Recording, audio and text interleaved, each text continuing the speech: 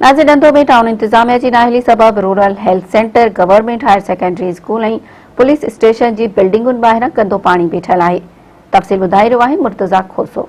जी बिल्कुल, असां हिन वक्त निंदो शहर में government higher secondary school RHC Nindo ऐं निंदो थाने वटि मौजूद आहियूं, जिते टाउन इंतजामिया जी नाअहली जे करे केतिरनि ई महीननि खां गंदो पानी करोड़े रुपयनि जी लागत सां तमीर थियल बिल्डिंगनि जे चौगिर्द मौजूद है।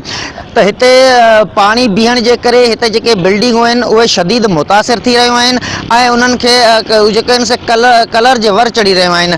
ऐं उन्ही सां गॾो गॾु हिकिड़ी अहम ॻाल्हि ॿुधायां त टाउन जी जेका ऑफिस आहे उहा पुण जेका आहे उहा सिविल अस्पताल जे अहाते अंदरि मौजूदु आहे ऐं उन्ही जे ई पासे में बिल्कुलु ही सिविल अस्पताल, निंदो थाणो ऐं हाई स्कूल जेके आहिनि उहे उन ऑफिस जे पासे में मौजूदु आहिनि। मगर जेको हिते जी टाउन इंतजामिया आहे उन्ही जेका आहे सो हिन तरफ़ को बि ध्यानु न ॾिनो आहे।